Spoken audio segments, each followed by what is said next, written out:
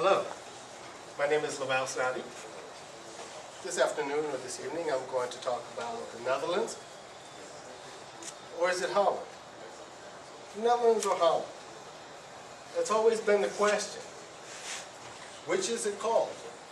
And we're going to find out in my talk today on which one it actually is, why people get confused with it being Holland, and why it's the Netherlands.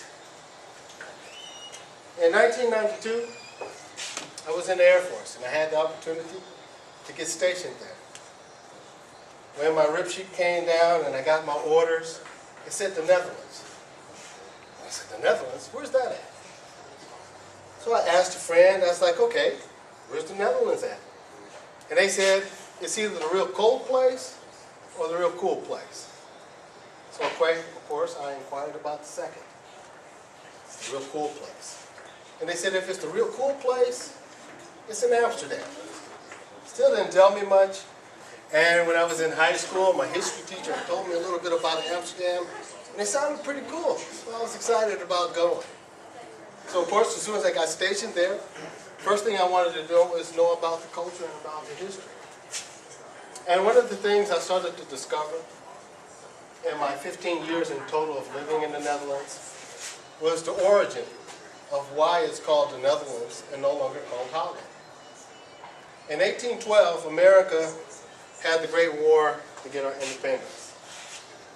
Now up to this point, up till 1812, 1814, the Dutch, or Holland, was actually from the Roman Empire, but had been conquered by Spain, had been conquered by France, and had been conquered by England. And you ask, why is all this important that they've been conquered by all these different nations? Because linguistically, all of these countries have influence in their language. Did you know that the first word in the English dictionary is aardvark? That's a Dutch word. The most famous and the most well-known word known throughout the world that's Dutch is apartheid. These are interesting things to know about the Dutch linguistics, because as we went along in the Dutch history, as I said, in 1814 they got their independence and they changed their name to the Netherlands. Actually, the Kingdom of the Netherlands. And you say, well, what's the difference between Holland and the Netherlands? Well, the Netherlands is a very big colony country as well. They have colonies in Indonesia, the Caribbeans. So that's also the difference between the Netherlands and Holland, because the Netherlands incorporates all, just like Great Britain. Funny thing is, though, if you go to Holland and you ask a Dutch person, what are you called? They'll say they're Netherlanders. And you ask them, what do they speak? They'll say Nederlandisch. But actually, the official language is Dutch. So you say to yourself, if the official language is Dutch, what do you say Nederlandisch?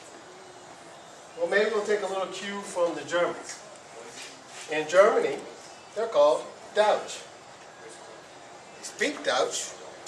They live in Deutschland. So, why don't the Holland do the same?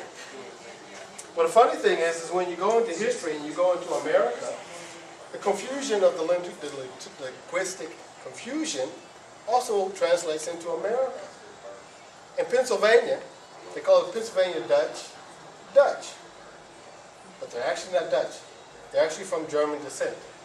And it's because of that Dutch, Americans translated that as being Dutch, and it wasn't. So that made the linguistic a little confusing for people. So to clarify real quick, the country's name is the Netherlands. The people are Dutch. They speak Dutch.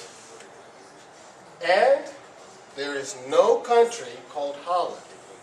But there are two states called South Holland and North Holland. And that's the linguistic understanding of Holland. Now with this unique language comes also a very unique culture of morals and rights.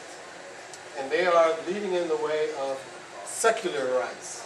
Secular rights are rights that are not derived from any religious base, and they are human rights. And some of those secular rights that are very unique in Holland are same-sex marriage, euthanism, and their drug policy.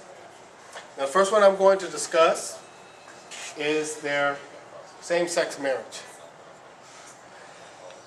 They are the first country in the world to have same-sex marriage. In 2001, as I said, they became the first country. In 2013, as you know, America followed suit and have now 13 countries. The next thing that they have that is a secular moral that is unique in Holland is euthanism. They allow euthanism if there's extreme pain and suffering. Then it's legal for euthanism in Holland. That makes them also very unique. In fact, Holland has one of the highest euthanism rates in the world. Next one is their drug policy. Now, Holland's approach is more of seeing it as a public problem, not as a crime problem. And if people are using as a hardcore addictions, they do not approach it as a criminal offense. They see it as a mere or public and moral. The last one I would like to say is the happiness in Holland. Holland sees their country as very happy, and they have a lot of different reasons why. Mainly because they have an extremely low corruption rate. They have a lot of freedom for their people, and they allow a lot of flexibility within their country. The last thing I'd like to say that makes me so loving Holland, they have a saying, do normal. And it translates, can you do normal already? Well, I'm not really a normal type of guy. And that's probably why I was able to fit so well in the Netherlands for 15 years. Thank you for listening to my presentation, and I hope you learned a little bit more about the Netherlands. Thank you. I was like,